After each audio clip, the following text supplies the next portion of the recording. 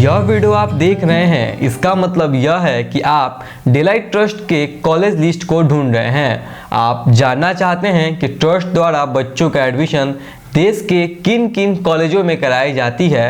और यदि इस सवाल का जवाब आप ढूंढ रहे हैं तो आपको इस वीडियो में ये सारे सवालों के जवाब मिलने वाले हैं। नमस्कार दोस्तों, मैं राज प्रियांशु, एक बार फिर से स्वागत है आपका डेलाइट ट्रस्ट के ऑफिशियल यूट्यूब चैनल पे।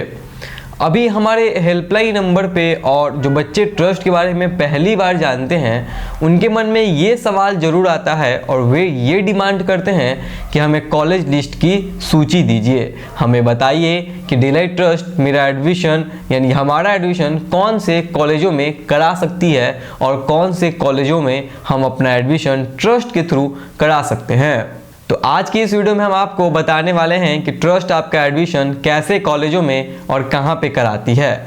यह जानने से पहले दोस्तों आपसे हमारा एक छोटा सा सवाल है। यदि आप IIT JEE और नीट जैसे पॉपुलर एंट्रेंस एग्जामों के बारे में थोड़ी बहुत भी समझ रखते होंगे तो हम आपसे ये जानना चाहेंगे कि क्या कोई बच्चा इंजीनियरिंग का जब एग्ज़ाम यानी IIT JEE या फिर नीट का एग्ज़ाम देता है तो क्या उसे पहले से पता होता है कि उनका एडमिशन कैसे कॉलेजों में कराया जाता है, या फिर एंट्रेंस एग्ज़ाम के फॉर्म भरते टाइम क्या कहीं पे लिखा होता है कि उनका एडमिशन कैसे कॉलेजों में होता है। यदि आप इन एंट्रेंस एग्जामों की थोड़ी बहुत भी समझ रखते होंगे तो इसका आंसर नहीं होगा। जी हाँ दोस्तों, आपको पता होना चाहिए कि IIT JEE और नीट जैसे पॉपुलर एंट्रेंस एग्जाम देने के पहले भी या देने के बाद भी हमें पता नहीं होता कि हमारा एडमिशन कौन से कॉलेजों में होगा। जब बच्चे एंट्रेंस एग्जाम को क्लियर करते हैं उसके बाद उनकी काउंसलिंग की प्रोसेस होती है, उसके बाद से उन्हें पता चलता है कि उनके एडमिशन देश के किन किन संस्थानों में हो पाएगा।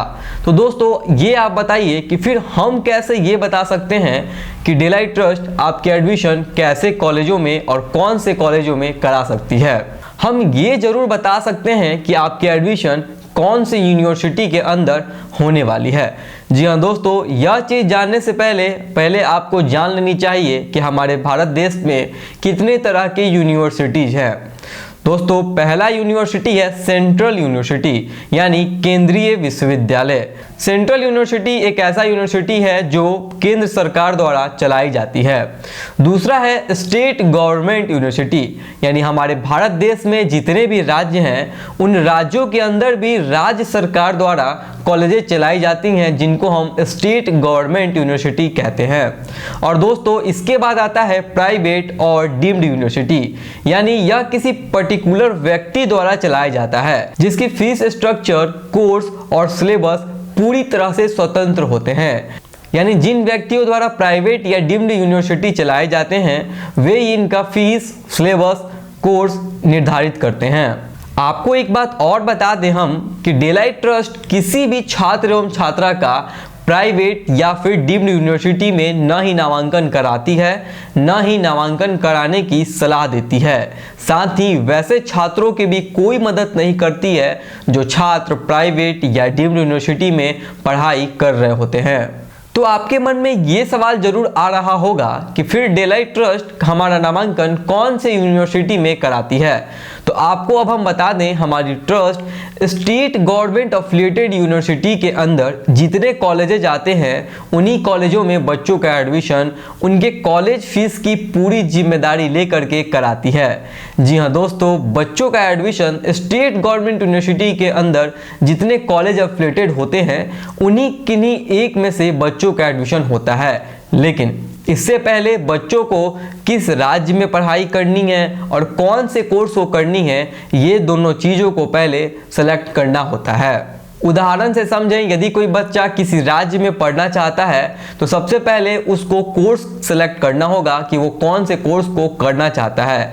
तब जाके उनकी काउंसलिंग की प्रक्रिया होती है जो हमारे पटना हेड ऑफिस होती है।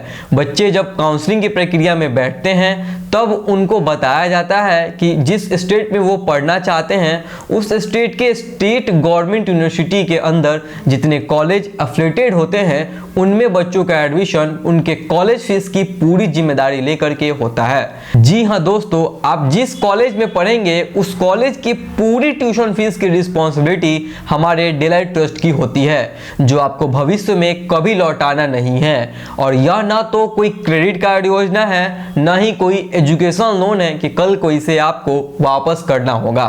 डेलाइट ट्रस्ट की स्कॉलरशिप बिल्कुल निःशुल्क है। इसमें आपको बस अपने रहने, खाने और यूनिवर्सिटी की जो एग्जामिनेशन फीस होती है उसका खर्च उठाना होगा। डेलाइट ट्रस्ट द्वारा स्कॉलरशिप जो दी जाती है, जैसा मैंने आपको बताया, यह कभी आपको वापस नहीं करनी होती है।